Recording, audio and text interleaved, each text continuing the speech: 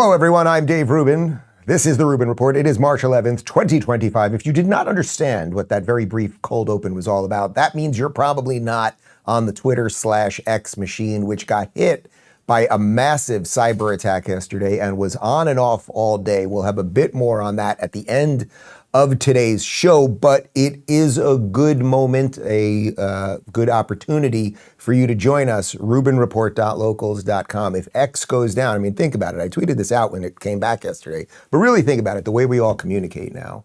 Now X happens to be my platform of choice, and that's where I think that most of the conversation is happening, and that's where all the stuff that we're always talking about is being driven from, right? That's where it's originating and getting out to the system.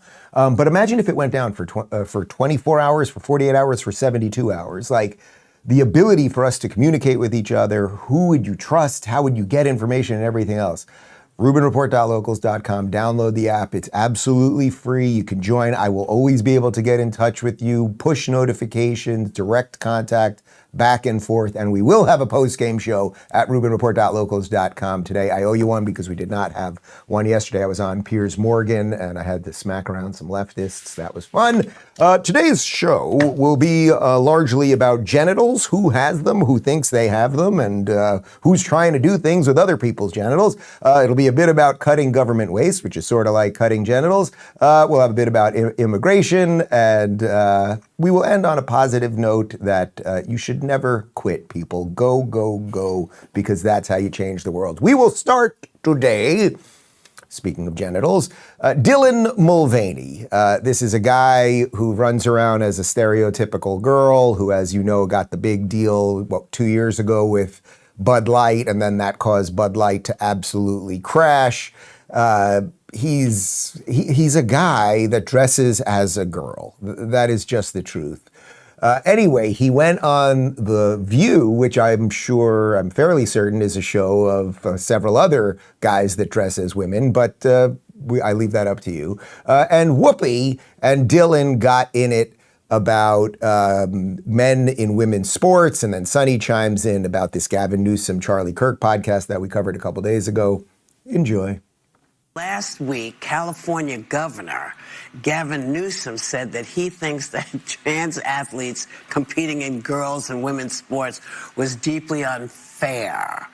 Now, I want to hear what you think, because I'll tell you what I think, too. Yeah. The last time I played a sport, I was 6 years old, and I was on a soccer team, but I assigned myself as the nurse. So I sat with the Band-Aids. And so, in the words of Wicked, I am not that girl. But a dear friend of mine, Skylar, he is a trans athlete. His handle's Pink Manta. That's someone who I really look to for guidance. And I think that is what's tricky, is like, now stepping in this identity. I'm still like a baby trans. You know, I've only 3 years in. Tomorrow's my anniversary. Your friend went your friend went from female to male and is competing with other males. Correct. No. Yes. Her friend. Her friend. It went from female to male and is competing with other males. So Gavin doesn't have a problem with that. First off, even the ending there, we'll have more in just a second, but even the ending there where Anna's trying to make sense of what a trans woman looks like, who's Skylar, who's playing ball with who, all of that. Dylan, also sort of accidentally unwraps the whole thing right in front of us. Tomorrow's your 3rd anniversary of being trans, but I thought you were always a woman.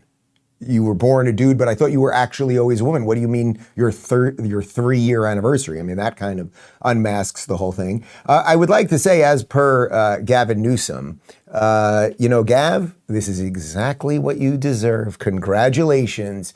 You went all in on this stuff. All of you people went completely crazy. Now, because you want to run for president, you're doing your little reclamation project and you're doing your podcast and you're trying to moderate so you don't come off as one of the totally bananas people. But Whoopi and Dylan and the other ladies of The View have to, in essence, destroy you now because they've gone all in on it as well. So congratulations, people. It continued on The View, and this really was the highlight clip. Whoopi is it's the weed. It's gotten to her brain. Just stay off the weed, kids. I think part of the problem that the trans community is facing, and it's the same problem that women face is if you don't know anything about our bodies, you don't know how it works. So when you come in and you say, oh, you know, these are men, you know, Competing against women. You're assuming that the women are weak and just can't do anything except be here. Have you seen female athletes? They know what they're doing. So I'm not sure what's going on or why this is an issue. The same for me as when people say, oh, you know, I don't know how I feel about you. You do. God doesn't make mistakes. No. And the challenge is not to the trans people, it's to the people who are not trans. That's what God is looking to see, how you treat people. Yeah. That's what. Oh, Lord, there is so much there. First off, the way you can see she's contorting herself because she's in a struggle session that she doesn't want to get pronouns wrong or say the wrong thing or be burned down by the very people she's radicalized. So she's very uncomfortable as she's talking. And then, of course, everything she says is complete and utter nonsense. First off, no one is assuming that women are weak and dainty and everything else. We are assuming, and it's actually not assuming, we are asserting, because it's true, that women are different than men. Caitlin Clark is the best player in the WNBA. Get me Caitlin Clark's stats last year. The girl averaged at least 20 points a game, right? Probably 8 assists, I don't know. But she is the best player. She has revolutionized women's basketball. She would be the worst player, worse than Bronny himself, if she was in the NBA. It's not because she's a bad basketball player. She's an incredible basketball player, but men and women are different. If you took, say, who's a tough chick? Give me a tough chick. Xena Warrior Princess? Give me a reference. Who's a tough chick that's out there these days? Margaret Thatcher. Margaret Thatcher. Who? Gina Carano. Gina Carano. You remember Gina Carano from, she was in the Star Wars thing, and then I think, what did she say? You don't have to be injected by some weird stuff, and then they fired her. Gina Carano, she's a tough chick. Imagine if she was boxing with Mike Tyson. It would be, as the kids say, problematic. Can I get Caitlin Clark's numbers last year? What do we got? She scored 40 points in the tournament game, first woman to do that. But what did she average last year? But she had over 40-point games. The point is, she's a good basketball player, but she would not. Otherwise, if you think everyone's just equal, then why have a women's league? Let's just have an NBA. Anyone can play in it. There'll be, I don't know, what do they have, 30 teams? 30 teams, 12 players on a team, and the best women will make their way in, except there will be literally 0 women. 28 points. 28 points a game. Those are Michael Jordan numbers, if Michael Jordan had a vagina, which I'm pretty sure he doesn't, although I haven't checked Twitter this morning. Anyway, let's jump back to old Gab's podcast, because that's what spurred this whole thing. Take a look. So like you right now should come out and be like, you know what? The young man who's about to win the state championship in the long jump in female sports, right. that shouldn't happen. You as the governor should step out and say no. No, and I appreciate but like, would you do something like that? Would you say no men in female sports? Well, I think it's an issue of fairness. I completely agree with you on that. So that's easy to call out, the unfairness of that. Oh, it is easy to call out because you haven't been calling it out for the last 5+ years. Actually, your state, California, is ground zero for all of this nonsense. It's in all of the schools. You've been defending wokeness at every possible level. So congratulations. That's the point that connects it to the first clip with Whoopi. You guys, Gavin, you ushered all of this in, and now the radical bananas people who don't understand gender or biology or anything else, they are now going to have to go after you. So good luck with all of that. The funnier part about all of this is that when you go just against what is an obvious biological reality, when you go against what is just true, and again, that is not to say you should discriminate against people. And I always say, you're over 18, you want to dress however you want to put on a wig and call yourself Mary. If you're nice to me, I'll be nice to you. But it doesn't change biological reality. That's just true. But the Democrats, because they went so all in on this thing, to the point that it basically destroyed the party as it became a radical bunch of lunatics, plus the pro-terrorism stuff and all that. Now they don't know how to message their way out of this lunacy. So check this out. It's Representative Andy Kim, Adam Schiff, and more, Slotkin, and they're trying. You can see how they're just so confused about what do they do, because it's true, men have penises and women have vaginas. And how do you communicate that properly without upsetting people? But for me, it's like, let the local community figure this out, right? In Michigan, we have a process in place where if someone who's born a boy wants to play in women's sports, you have to get a waiver. We've had it happen 2 times. That we want to make sure that these decisions are made by the communities, by the schools and others that are the ones closest to us, and then understand what we know is that we're talking about a handful of people, a handful of athletes. Every young person, and I want those sports to be fair, I want those sports to be safe, and I have confidence that local schools and local communities can make those decisions without the federal government making them for them. This is rather remarkable. The Democrats, who over the last couple of years, just think back to COVID, wanted everything to be done by the federal government. The people who wanted to make sure that the states could not make their own decisions as it pertained to you being injected with things or your kids going into school. Suddenly now, because they're having to backtrack out of this, they've suddenly discovered the Federalist Papers. They suddenly want things to be local and led by the state and the local community. So I would say congratulations that you guys are finally learning what some of the founding premises of this country are about. That's very nice. But this idea that, okay, if we leave it to the schools and everything else, if we just step away and leave it all there, oh, they'll sign a waiver. Okay, but what about, okay, so I don't know who you mean, who signs the waiver? So the dude who wants to play with the chicks, he signs a waiver? Or do you have to get all the girls that he's going to compete against sign the waiver? Maybe that would make more sense, right? But they are so freaking muddled. And this idea that it's just a few people, okay, it's just a few people, so maybe you shouldn't have made it your party platform, you freaks.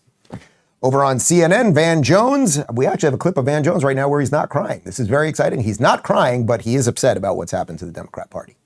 And then just lastly, Van, in terms of Democrats and where they go from here, this last week we did see them some people try to protest during the president's address, and then House leadership getting on to them, other Democrats calling them out. They still seem to be wandering around trying to figure this out. What's your take? Can we ask another question? Do I be talking about my own party? Can we talk about Ukraine or something? No. Look, man, we're screwed. I mean, we don't know. No, Democrats don't know what to do. This is a nightmare. Somebody like Donald Trump, we thought we'd at least have Hakeem Jeffries in the speaker's chair to hold him back if we didn't have Kamala in there to do the right thing. Listen, the Democratic Party is going through a massive set of internal crises.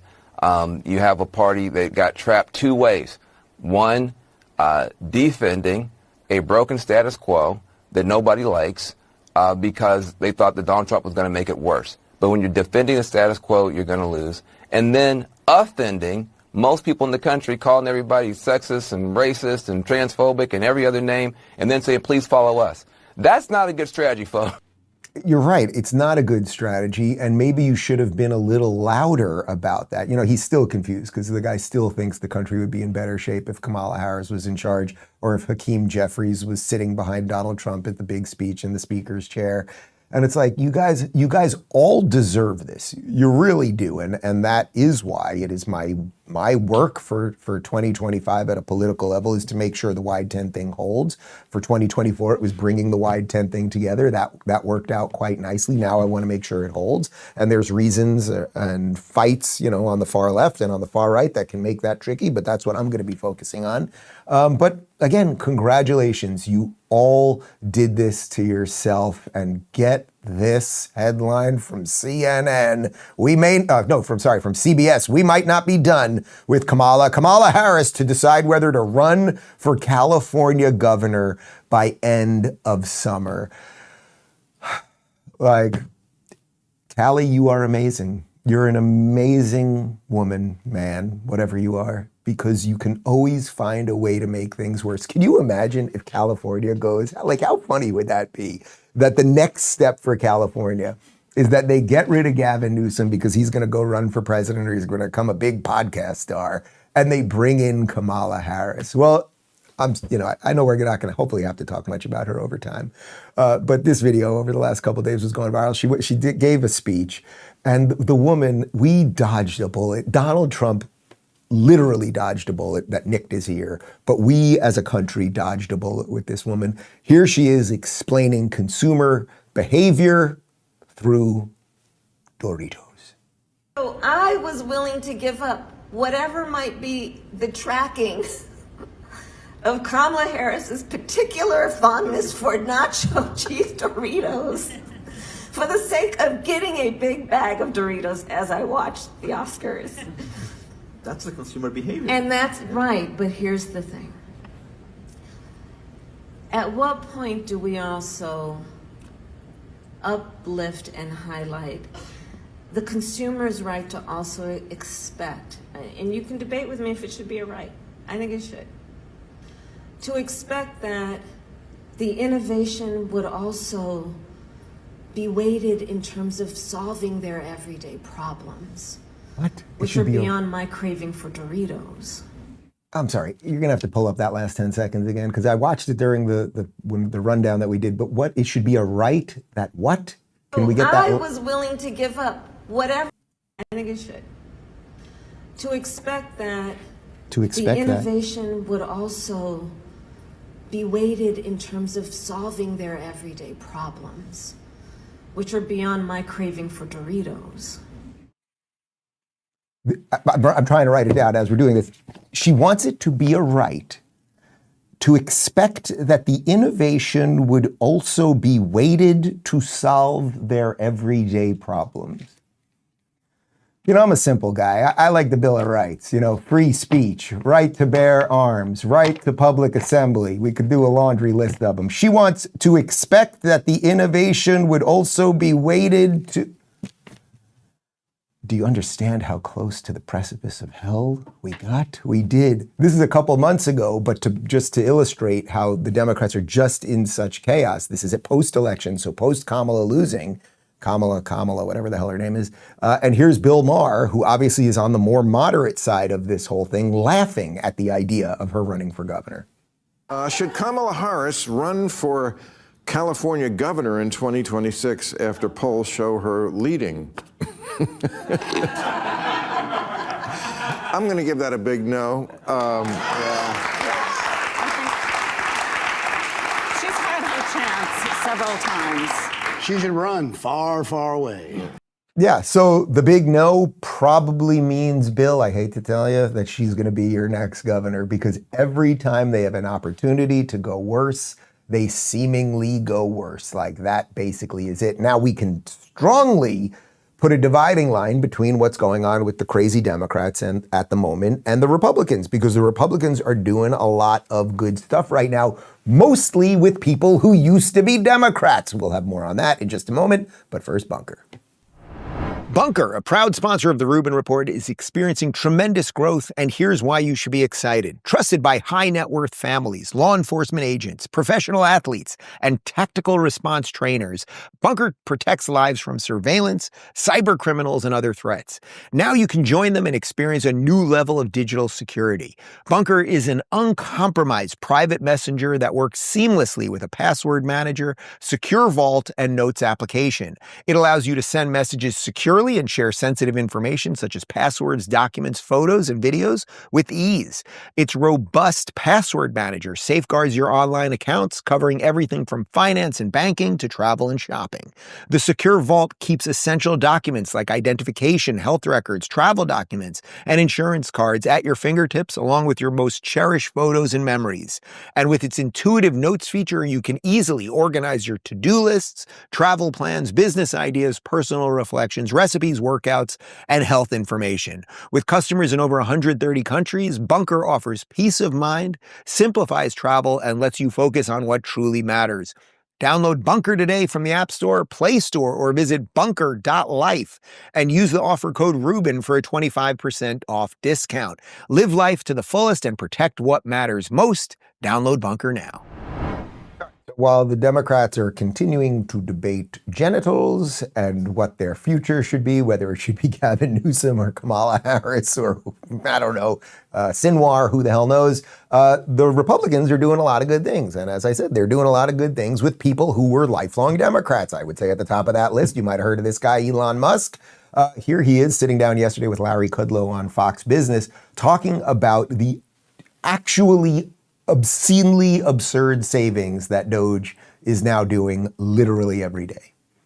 I'm just here trying to make government more efficient, eliminate waste and fraud, and so far we're making good progress, actually. So our savings at this point exceed $4 billion a day. Mm-hmm. So it's very significant. You think you'll wind up getting to $1 trillion? Yeah. Of savings? I mean, unless we're stopped, we will get to $1 trillion of savings. And that stuff can be translated. I mean, we've been talking, we had Russell Vogt, the OMB director, on earlier, through very rescission authority, impoundment authority. But I believe you said it earlier, it's an audit that will not gather dust on shelves. This is actually going to wind up with real savings, bend the spending baseline down. Yeah. So look, once again, it's like when you're telling the truth, it's easy to say and it's not prepackaged and he doesn't have talking points and everything else. But if we could save $1 trillion a year and then you have a little more money in your pocket and the government doesn't need to print as much money, that's how things get reset. So I understand the market is down a bit right now. I opened up my accounts this morning. The market's down. It is. That is true. Markets go up and down, by the way. But as Trump, we played the clip yesterday where Trump addressed it, and as Elon addressed during the election, there was going to be a little pain point as we do this, right? Like, what did you think was going to happen when you really try to fix things? Not say you're going to fix things and not do anything, but when you actually try to fix things, there's going to be a little bit of a adjustment period, a pain point, et cetera, et cetera. The fact that they're even admitting that is so much more transparent than what we would normally get. It's really quite extraordinary. So this next video that we're going to show you, this is a woman by the name of Kathy Wood. She's the CEO of ARC, not ARC, the Jordan Peterson Conference, Alliance for Responsible Citizenship. This is ARC, which is a global asset management firm that specializes in thematic investing in disruptive innovation, focusing on technology like AI, robots, and energy storage. So suffice to say, the woman is, let's say, on the forefront of the investment companies that are leading us into the future right now. And I thought she had a really interesting thing to say about how what DOGE is doing right now is actually going to lead, it's going to sort of co-lead this technological revolution that we're seeing. You know, I started in the business, well, I was in college in the late 70s, but really here in New York in the early 80s. And it was the Reagan Revolution. And he was changing, I mean, the 70s were just a horrible decade. And so there was a similar kind of an election and a willingness to change. And, you know, I think we're well known for our Tesla research and our Tesla position. So you know, I don't speak to Elon that much, but when we talked about this topic, I said, government spending is taxation. Government spending, that's how you sell this. Surface everything that you find out there, because, you know, we haven't done that. We haven't cleaned house in so long. And I think, you know, Elon is relentless, and he's got a boss who's also relentless. So I do think it's going to be successful. I think it's going to drive huge increases in productivity as well. So Reagan Revolution, I think this revolution will dwarf the Reagan Revolution. All right, so there's a couple things there. First off, remember, the entire time that post the Trump election, what I've been saying is we're going to get into an 80s style revolution. What she's saying there, she said the 70s were horrible. I mean, I'd have to ask Donna Summer about that. I think she was having fun. But meaning that they started basically this overtaxation thing, right? And that when you're basically, or the government spending thing, and that is a type of taxation, right? Because it basically is just taking your money to do whatever the hell the government wants. Clearly, if we've learned anything in the last 50 days or so, is that most of that is a huge, huge, huge freaking waste. So if we stop operating like that, we might actually enter a Reagan-style complete sort of explosion of the economy, something that she thinks will be bigger than what happened under Ronald Reagan. Let me explain a bit more here. So this is from Peter Diomedes. Kathy Wood, that's the woman we just showed you there, just presented this slide in Abundance 360's 2025 Summit. We're talking about disruptive innovation driving nearly 38% of the market by 2030, with those that resist change will shrink under the weight of technological deflation. The point of all of this is they want to transition or go back to a production-based economy as opposed to just sort of a based economy, right? So we are going to lean into a service-based economy, I should say. We're going to lean into technology, and that if she is right, and about 38% of the economy is heading in that direction in the next couple of years, then there could be an unbelievable boom. I have a bit more from her. In our view, the market today is discounting the last leg of a rolling recession, which will give the Trump administration and the Powell Fed many more degrees of freedom than investors expect, setting up the U.S. economy for a deflationary boom in the second half of this year. So that really was the reason I wanted to show you that video and read these tweets. A deflationary boom. That basically what they're saying is we're sort of getting, what she's saying is we're sort of getting out of a soft recession right now, right? There's been some debate during Biden's years. Were we actually in a recession at some point? Then they kind of changed the definition of recession. It's X amount of months of lack of growth.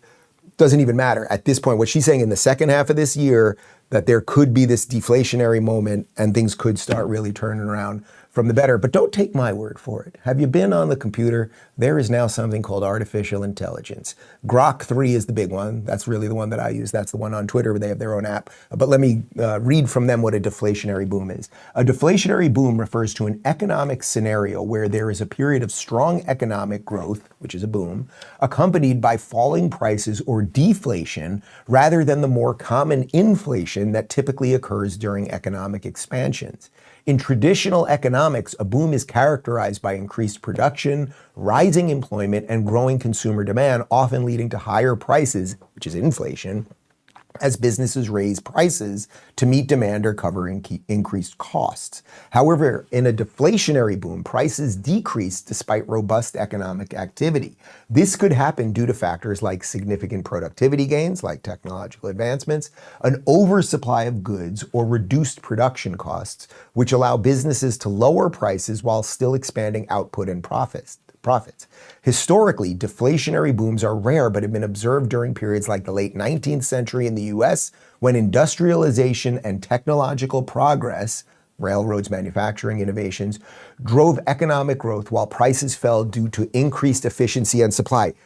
Did that all make sense to you? Did that whole segment? I know I don't like to do like the hardcore economic stuff. Did that make sense to you? That basically, as we clean up the waste, as we realize we don't have to take all of these people's money and tax them so much and put it into these things that are utterly useless, it's now going to basically be happening at the exact same time that tech is booming and AI is booming and industries are changing. Thus, we could get this deflationary moment. So it is rare and it's precious. I just read you an example of when it happened last time in the 19th century with railroads and everything else, but we might be right there. So I know everyone's a little worried about the economy right now. I'm not going to sit here and tell you that I'm an economist, but I think that there really are signs that that the combination of the AI revolution, of DOGE, of tariffs so that we have more fair trade deals here and an economy that can compete in the world, all of those things, it could lead to this, and that would be pretty good.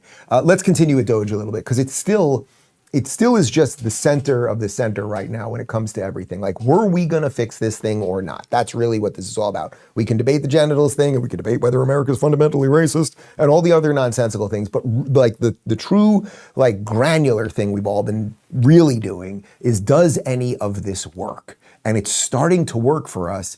Here's Elon talking about some of his critics and how they don't really know what they're criticizing right now. So I don't want to interrupt, but Secretary of State Rubio just come out, I think he tweeted today, he has accepted over 80% of your recommendations to shut down in USAID. Right. So your review and analysis was spot on. Yes. So I think when people criticize, say, what DOGE is doing, we say, well, which part specifically? Because we put all of the actions of the DOGE team on the doge.gov website and on the DOGE handle on X. So we post the receipts. So it's like this action has been taken, this action has been taken. So when we get criticism, we say, like, of what? Which line do you disagree with? Like which cost saving do you disagree with? And then people usually can't think of any. They can't. They really can't. Like, what is, look, I'm obviously on broadly what you would say is Team Elon, Team Trump right now, obviously. But let's take whoever might be the biggest critic of what's going on here. What are they criticizing? They're criticizing that they're doing it. They're not criticizing the programs, right? Because there's no way to defend the programs. Again, Connor loves the trans comic book in Peru, and we're still going to get it for you one way or another. Team Rubin Report will pay for it, but the taxpayer doesn't have to pay for that comic book. That's the point. So the people that are criticizing, and it's not just that they don't know what they're criticizing exactly, it's that it's being done transparently. So as he said, you can go to the freaking website and look at what they're doing. That's rather novel when it comes to the government. Or go on X. DOGE has a Twitter account, an X account, and see what they are doing. And they are posting screenshots of the savings and the cutting. This is government in a whole new way. And the people who want to defend the old system are freaking out about it. But yes, there is just it's not just the Peruvian trans comic book, no offense. Here's Elon on one of the more interesting things that we were doing with some of this money. Where you'll see the biggest outcry is from the Democrats who are, they don't want the waste and fraud to be turned off because it is a gigantic magnet to attract illegal immigrants and have them stay in the country. And I mean, you see some of the crazy stuff, like where money from FEMA, which is meant, FEMA is an agency that's meant to take care of Americans in distress. And a bunch of their money was being sent to pay for luxury hotels in New York for illegal immigrants. And that was happening even after the president was elected, and even after he signed an executive order saying that needs to stop. So we actually made sure that money did stop going, because obviously it's outrageous that American taxpayer money is spent on luxury hotels for illegals. But you have to say, like, why was that being done? It was because the Democrats are trying to import voters, basically. Yes. So doesn't that illustrate the point perfectly, right?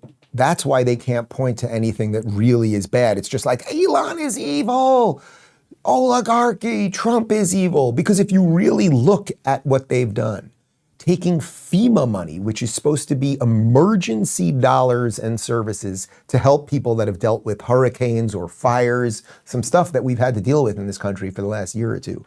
And we decided to take illegals in sanctuary cities. So people break the law, they come here, and they end up literally staying at luxury hotels in New York City. And that is a fact. It is 100% true. Joseph's looking for a video that we shot when I was in New York City about 6 months ago. We walked by the legendary, it's an iconic hotel, the Roosevelt Hotel. It had been completely taken over by migrants. We did a little video of me walking through it. It was clearly not safe to be there. And there are dozens, if not hundreds of people at different times throughout the day outside, and little babies and everything else. And I thought we were worried just, 2 years ago about COVID, and you've got all these people without masks, like just the absurdity at every level, right? The absurdity at every level. You have people who are legal immigrants working at the hotel to feed and to make the bed of illegal immigrants. That's what's going on over there. Were we able to find that video? Think we're working? Yeah, we have it? Yeah, okay, look at this. So we're just throwing this in right now. This is about 6 months ago. All right, we're in New York City. We're on 46th and Madison. This is basically Midtown New York City, and it's actually a nice day here. The air is crisp, and we're just taking a walk around and want to see some of the sights here in New York City. And we're approaching the world famous Roosevelt Hotel. This is one of the most iconic hotels in all of New York City, and as you may note, it's turned into a migrant shelter. So we're gonna just walk through right now, and as you can see, it has turned into quite a situation here. All of these people, oddly, I'm paying for my hotel room while I'm here, but all of these people know they're not online for a Broadway show. This is to just be part of America, I suppose. A lot of kids, I guess that's good. Then military age fighting men. But yeah, huge line outside, no English. Several shady looking people not thrilled that I'm taking a video right now. Like the guy right there. And okay, good talk. That guy was definitely not happy with me. I got to tell you, when I posted that on Twitter, I got so much hate and called a racist and a xenophobe and everything else. But that illustrates the Elon point right there. That's just the people that were outside of the hotel. The hotel was maxed out with illegals who were already inside, and you paid for it. And if Kamala Harris was still president, or was president right now, they'd be doing more and more of that. So that is what we are unfurling right there. And it's like, look, that is not a shot at any of those people. America basically told them to come, and they came, and America basically said, we'll give you shit. And they said, we'll take shit. So do I have sympathy for those women out there? And certainly for the kids that are out there, little babies that are out there and everything else? I absolutely do, but it doesn't make it right or just or good or anything else. We will have more on sort of the craziness of what's happening as the fraud gets exposed in just a moment. But first, Tax Network USA.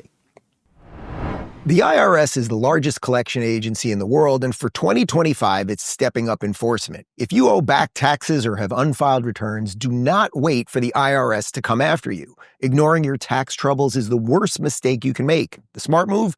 Get ahead of it now, but never, never face the IRS alone. Turn to the experts at Tax Network USA. Not all tax resolution companies are the same.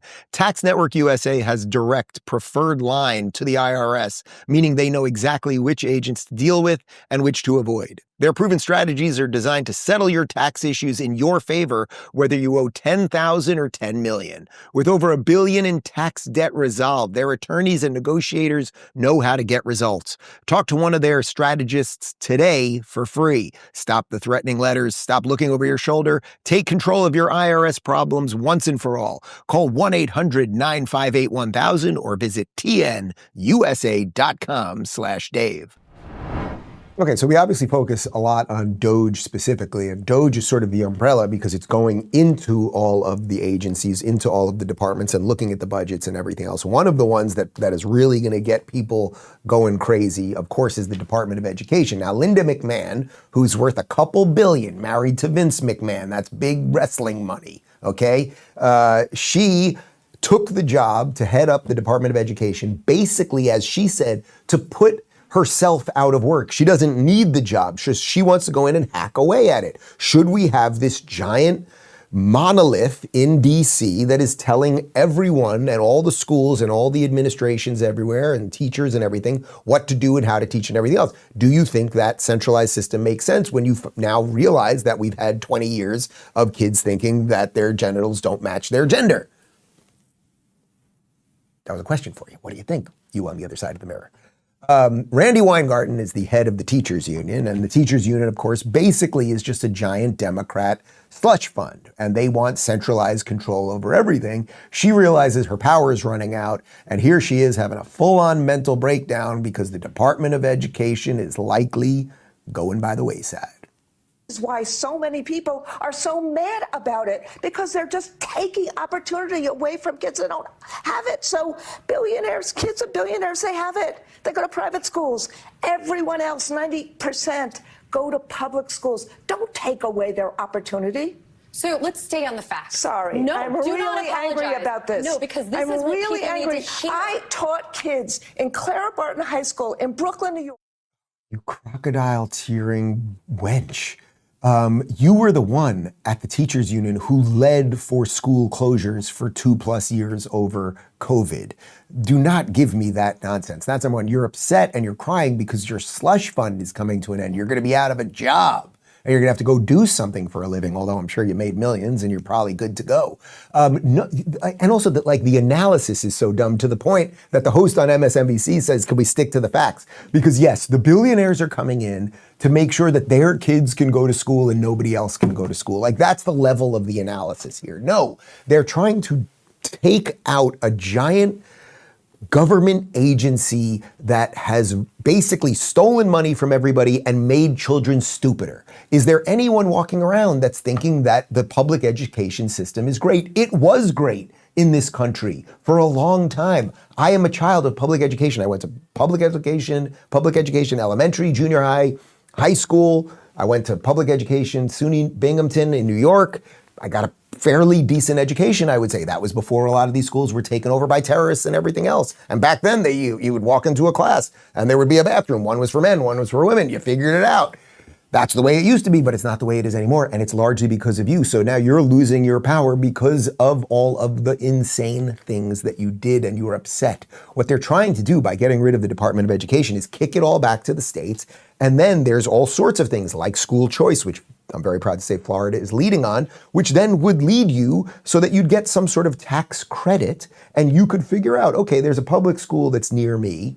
Public school is pretty good, so I'm going to send my kid there. Or the public school is not near me, I'm going to use this tax credit and send my kid to the charter school. Or I'm going to throw in a little bit more of my money and I'm going to send them to a private school. Choice and competition so that there's better quality of education as opposed to giant machine up here, gets a lot of money from the people, tells people to send their children to government-run schools so they become obedient and genderless. That doesn't sound great to me. Eric Daughtry over on Twitter wrote this just to further illustrate how crazy the Democrats are going right now.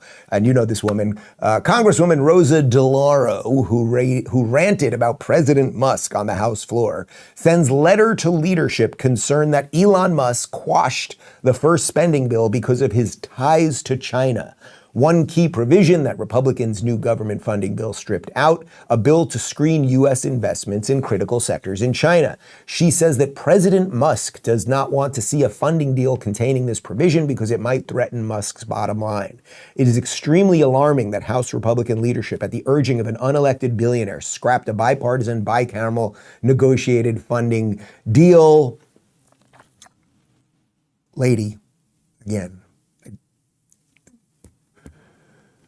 it is so thin to think, just really think about it. Do you think that the world's richest man, who could be doing literally anything right now, that he's spending all night working, figuring out government so that he could be a little more rich? It doesn't stand up to the most base level scrutiny. Now, Elon saw that tweet. He responded with this: I'm concerned that a dangerous skeksis somehow made it into the Capitol building. And guys, I'm pretty sure that was my joke because yes, you remember this last week. There's Rosa DeLauro right there, skeksis. She is a skeksis from the Dark Crystal. And if you did not see the Dark Crystal reboot, it's only a one season. They didn't pick it up for season 2, unfortunately, but it was really, really wonderful. It's by Jim Henson's long gone, by the Jim Henson people. They rebooted it on Netflix for one season. It was really, really wonderful. And it's actually got an interesting political story if you have not seen it. Anyway, as the skeksis take over, as the genderless and the angry teachers union people go hysterical and all of these things happen, what it's doing is ginning up that crazy base. And it doesn't take much to get these people to go crazy. What's happening now is that there are at various Tesla stores, facilities, shops, whatever you want to call them, all over the country. And at some of the charging stations, there have been protests and graffiti. There's been a little bit of violence. Here is someone protesting DOGE and very scary Elon. And well, take a look. When you wake up or when you're on your weekend and you get the fork in the road message, or you get the subsequent 5 bullets, hey, what the hell did you do, you lazy federal worker, this week? How frightening is it that someone on X, the owner of X, speaks to you directly to say, what did you do last week at work? And if you don't answer, I am going to fire you. But even more egregious, the president comes out, the most powerful person in the land, and endorses that message. How do you think that makes federal work? Guys, is there something happening out there that I need to know about, that this woman's wearing a mask? Is there some sort of issue? Or maybe she just escaped a mental institution? Again, guys, it is the most lowest common denominator to ask someone what they do for a living. The boss asking you what you do is the most base level thing you can possibly imagine. Let's try it again right here on the fly at the Rubin Report. Joey, what'd you do? Could you tell me one thing you did last week? Edit sit-down photos. Joseph? Yes, I have a Joey and a Joseph. Joseph, what one thing you did last week? Prepared notes. Prepared notes. Phoenix, one thing you did last week besides drink out of your giant Stanley mug. Planned a trip to a tour in Australia. Planned a tour to Australia. That's right, Dave Rubin's going to Australia. Watch out. Connor, one thing you did last week. Ran the live shows. Ran the live shows. Now, do you see, people? None of that was offensive or over the top or anything else. That was pretty base level nothingness. But that's what these people, these masked wackadoodles, are upset about. Let's continue, because one of the reasons that so many of these people have broken brains is because the mainstream media has utterly failed in their duty to be the fifth estate, to be the thing that calls out the power and everything else. And one of the guys who it's just such a damn shame that he became part of it is Jon Stewart. And I know he's not that relevant anymore. Some of you know I interned at The Daily Show back in 1999. I had a couple nice moments with Jon, so I don't like dunking on him like this. But in some ways, a lot of this falls at him, because for years we were told that most young people get their news from The Daily Show. And he could have kind of been a sane middle ground or called out some of the craziness on the left. Instead, he went all in on all of the woke stuff. And he became, I think, the thing that he probably would have been making fun of maybe 10 years ago. Anyway, here he is talking about Hungary's state-controlled media and makes a connection to what's going on in America. This is just so wild. Take a look. So you're saying if you have a media machine that purposefully lies to its people to maintain a political fiction and get themselves power, that is the hallmark of an authoritarian system, not a democratic system? Absolutely. Well, if we were ever to get something like that in the United States, we would be horrified, furious, to know that there was an entire media organization designed to bend reality, to manipulate facts, to maintain power. It would, if I may, and I'm not trying to slam Hungary, it would never happen in the United States. It's just not, I almost can't even conjure it, imagine it. It must be very difficult. What happened to him? Really, I mean it, what happened to him? Everything he just described right there, he's going off obviously on a Hungarian journalist. It's like everything he's talking about right there, that's what we did. It took us 0.07 seconds to find this compilation. You tell me, do we have a mainstream media that lies to the people to manufacture consent? Does the president have the stamina, physically and mentally, do you think, to continue on even after 2024? Don, you're asking me this question. Oh my gosh, he's the president of the United States. You know, I can't even keep up with him.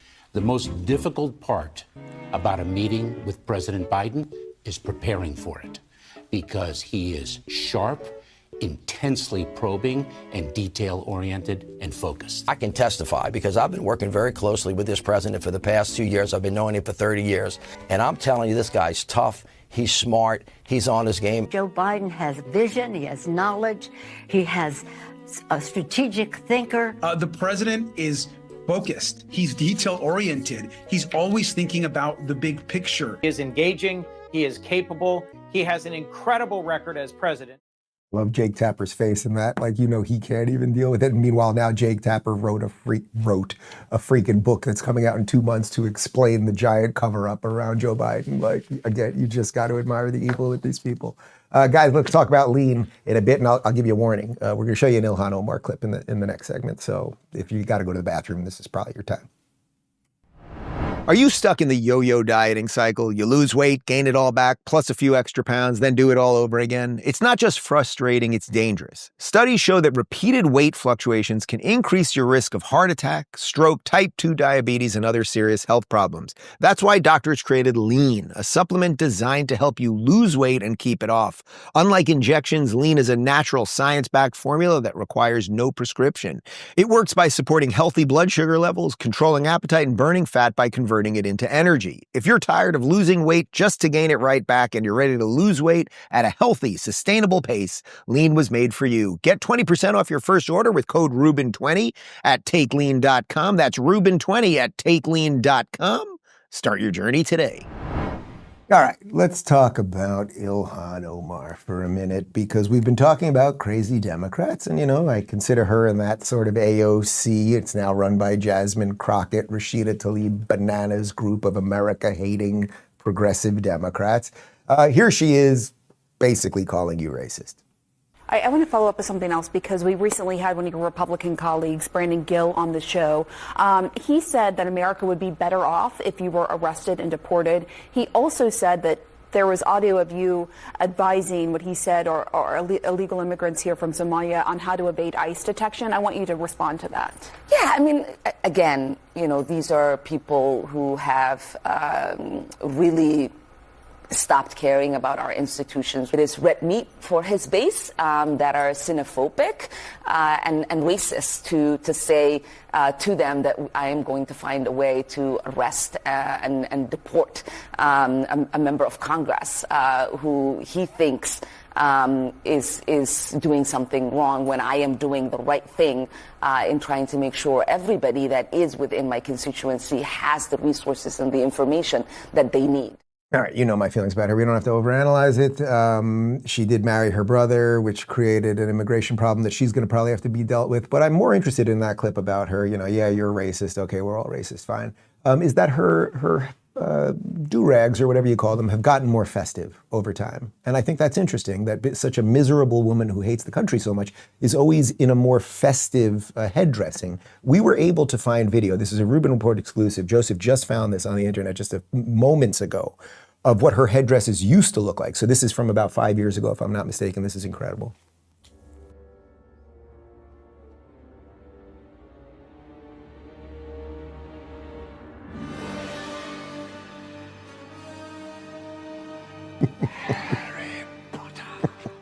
Well, shit, now I'm going to be in trouble. Anyway, look, we've let in people into this country who hate us. We've let them into the government. We've allowed criminality to run rampant, and people have just had it. It's enough already. If you asked anyone in France or Germany or in UK, like, should we just let it? Should we become what you guys have become? They would say no. They're looking at us to fix all of this. And one of the guys who really has become he gets overlooked a little bit, ironically, is J.D. Vance, our vice president. He gets overlooked because Elon has just loomed so large. But J.D. has just done such a bang-up job from the day Trump asked him to be VP, to going to that debate and absolutely mopping the floor with Tim Walz, to virtually everything he has done since. And here he is talking about mass immigration and why it is causing problems for Americans, just you, me, your brother, your cousin, other people. We've also, unfortunately, made it way too easy for people to compete against American citizens for the precious homes that are in our country to begin with. You go across the world and you see a very consistent relationship between a massive increase in immigration and a massive increase in housing prices. And we have to be honest about that. Well, I see one of our nice representatives out here wants to actually, I guess, continue to flood the country with illegal immigrants, making your communities and citizens unaffordable. He just does a nice job. He knows how to work the crowd. He knows how to deal with the heckler. We showed you that video yesterday where he's out and about with his 3-year-old daughter, and some of these hysterical Ukraine people are yelling at him. And he calmly, he's the vice president of the United States. He don't have to stop for anybody. Takes about 7 minutes of his time to thoughtfully give them answers on things, which of course there's never an answer that's good enough. But what he's talking about there is just the basic stuff that we all know. If you just flood a country with people in the name of what Gad Saad calls suicidal empathy, you will eventually commit hara-kiri as a country. And that's why Europe, as I just said, is looking to us, man. If you guys fix it a little bit, maybe we can find some good people here who will fix it. That really is what the world is looking at right now. And by the way, we largely have done it. Our numbers at the border are completely collapsing. We've deported a ton of people. But the main thing is that people now have the message you can't just show up. And that in and of itself, that's not even a law or anything else. But the message that is emanating from America is not that we don't want any immigrants. We don't want illegals. And there has to be an orderly way of knowing who's coming in and what they believe. And do they really want to partake in the American dream? Or are they here to shred it? Like some members of Congress on the Democrat side. This is just fantastic. Check this out from Bill Malugin over on Fox. Scoop, the Trump administration has repurposed the controversial Biden-era CBP program, one cell phone app, into a self-deportation app called CBP Home that launches today. DHS tells me any migrants who had the prior CB1 app will have to auto-update it to this new app. And DHS can use data from prior CBP1 registrations to track migrants for removal. The new app allows illegal aliens and migrants into the U.S. to register with CBP to self-deport. They fill out biographical information, including their countries of citizenship, which country they plan to return to, their alien registration numbers, contact info, and it allows them to upload photos of themselves to confirm their identity. All of it is then submitted to CBP and they leave the country. You may be asking yourself, why would an illegal alien want to self-deport? In a statement to Fox News, DHS Secretary Kristi Noem answers that question. The CBP Home app gives aliens the option to leave now and self-deport, so they may still have the opportunity to return legally in the future and live the American dream. If they don't, we will find them, we will deport them, and they will never return, Noem said. The Biden administration exploited the CBP app, one, to allow more than 1 million aliens to enter the United States. With the launching of the CBP Home app, we are restoring integrity to our immigration system. DHS says it's significantly cheaper for the U.S. if illegal aliens decide to self-deport, and limited ICE resources can instead be used to target criminal aliens. According to CBP data, roughly 40 to 50,000 migrants were entering the U.S. every month via the CB1 app during the Biden administration, totaling nearly 1 million by the end of his presidency. Trump terminated the program on day one of his presidency, leading to scenes of migrants crying at the border when they realized their appointments had been canceled. The Trump administration has essentially hijacked the Biden administration program, a key pillar of his immigration policy, and has repurposed it for opposite effect. So if you're out there and you're selling meth to kids and you came over illegally, update your app. That's what you need to do, and then get the hell out of here. But it's also a beautiful thing what Noem said there. So the idea here is if you do this, if you're here illegally, we're coming for you now. That's what we're saying, right? Especially it's the criminals. We're not coming for every single person, and they still have to figure out what to do with the dreamers and everything else, right? It's mostly right now coming for criminals and the people that just got here in these last 3 years. This isn't really about people that came here 12 years ago, and there has to be some discussion about all of that stuff, but that's separate from this. What we are trying to do right now is basically clean up the mess of the last 4 years. And it's largely being cleaned up because because they've stemmed people from coming in. That's one part. The signal went out, don't come. There you go. And now they are literally saying to people, hey, if you're here, it's okay. It's okay. If you ever want, we're going to find you. So if you ever freaking want a chance of coming back, update your app, upload your pictures, head on home, and then maybe you can come back. But if we get you, if you don't update that app, you got to get to some Wi-Fi. Get over to a Starbucks, get some Wi-Fi, update that app, because if you don't, you're never coming back. And that's a mature, decent, I would say tech-forward way of dealing with some of this nonsense. Let's connect this to what I started the show with today, which is that there was this massive attack on Twitter yesterday. It was on and off all day long, which again, just try to imagine if X was down for 24, 48, 72 hours, how our ability to communicate with each other would be. What would you be reliant on to get news from, et cetera, et cetera? Like, how would we all be communicating? It's an important thing to think about because the attacks are here. Check this out from Breaking 911. A hacking group called Dark Storm Team announces on Telegram that they are behind taking down X multiple times today. Dark Storm's team's history points to geopolitical motives and are pro-Hamas. Okay, so we will find out more about that. Elon did tweet out that it was a massive, massive attack he's going to have to figure out, how do you make sure that X stays up when they're going after your servers and they're attacking the cloud and all of those things. Like, there are massive technological questions. I would just take this moment once again. If you are not following me on Locals, that is how I can always communicate with you directly. And we're on the Rumble cloud, which Rumble completely controls. It can't just be taken out like Amazon, AWS. Absolutely free to join, rubinreport.locals.com. That way, if something goes down, I can get you get push notifications. Okay, fine.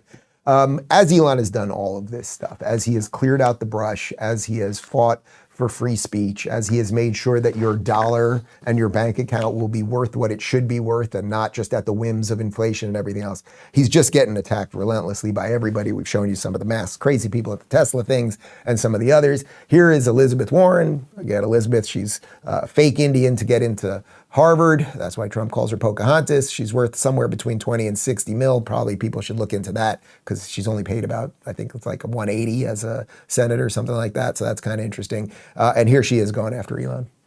Senator, it strikes me that in your remarks in Texas, you talked about how this administration, and particularly this president, are not keen on anyone who is not willing to bend the knee. You had your colleague, Senator Mark Kelly, visiting Ukraine over the weekend in response to that decision to visit one of our allies. Elon Musk called the senator, quote, a traitor. Your thoughts on Musk calling your colleague, a retired astronaut, a retired U.S. Navy captain, a traitor to this country? A man who has served honorably in our military, who has built his life around public service. And Elon Musk sits over there on his bags of money while he fires veterans, while he fires people across the workforce who are needed. You know, the way I see this is, Elon, you better keep hiding behind those bags of money, because we know in America who really stands up for people, and that's Mark Kelly. What? I don't know what kind of threat that was that she just levied there, but that was a threat, and I think she'll probably regret it. It's interesting when she's talking about a man who has served honorably. She did not vote for Tulsi Gabbard for head of DNI, a woman who is currently serving, well, now she's not because she's the head of DNI because she did get confirmed, but has been a member of the military. You didn't vote for her. You didn't think she was quite honorable, did you? You fake Indian. No, you didn't do that. But this is what the divide about right now. The divide is about people who it's going to be a little messy, and we're going to try to change things, and we're realizing that we're in this technological revolution, and that an old world is going away and a new world is ushering in, and we've got to deal with it in mature ways. And just because you have a job, if you can't tell people why you have that job, it doesn't mean you should have that job forever. Like, there's real change happening right now. And any of us that are Americans, we have to kind of pick a side on this, pick an ideological side. It doesn't mean you have to vote specifically a certain way all the time, but you have to pick a side. Do you want to be with the people that have built things and created things and changed the world? Or do you want to be for people that are just trying to protect the system that clearly isn't working anymore? My friend Peter Thiel, who was in here just a couple weeks ago, if you didn't see the interview, it's up right now. I had him back on in 2018. This is well before. This is literally 2-3 years before Elon ever thought about buying Twitter. And they co-founded PayPal together about 25 years ago. And I asked Peter Thiel what he thought about Elon. You know, my number one rule is never to compete with Elon in anything. So I think I would never bet against Elon.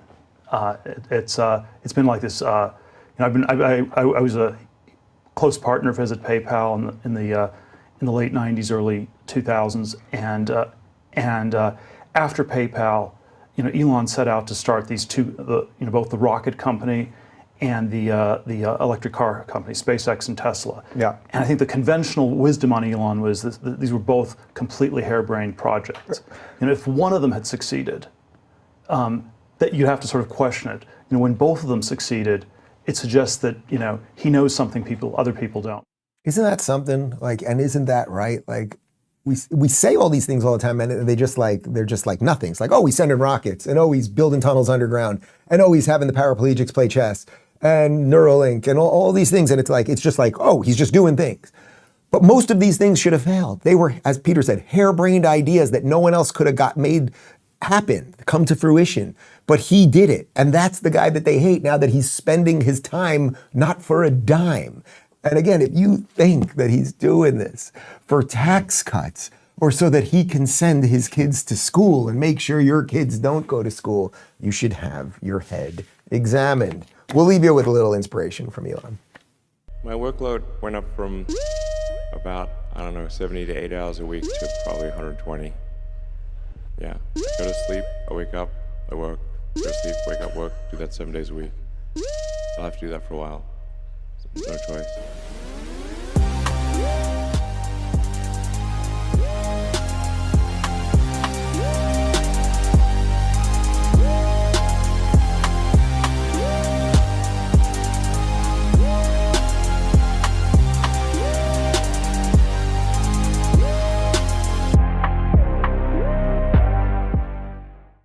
So which way, America? Do you want to be on the side of the people that are vandalizing Tesla chargers right now and wearing masks and screaming about how evil we all are and how the oligarchs are taking over? Or do you want to be on the side of the people who are trying to uncover waste, who are trying to get us through this technological adolescence into the technological future?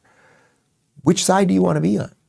I think it's pretty damn obvious, but we are going to have to keep fighting because they're going to keep fighting. And I think it would be best if we don't lose this fight. That is our program for today. We do have a post-game show at rubinreport.locals.com in a moment. As I mentioned, we got it's completely free to join Locals. You throw in a couple bucks if you want to help keep us independent and communicate with me directly. But that is the key. If any of these sites go down, and it does seem as we enter this technological war, it is, I use the word war for a reason. Like, could they come after all the servers and everything else? So please do join us. Again, you don't have to throw in any money. You just want to join us so we can stay in touch if all hell breaks loose, because it would be nice to communicate at the end of the world. Anyway, post-game show in 30. Otherwise, we'll be back tomorrow. Ciao. Here I come. Oh, here I come. Oh.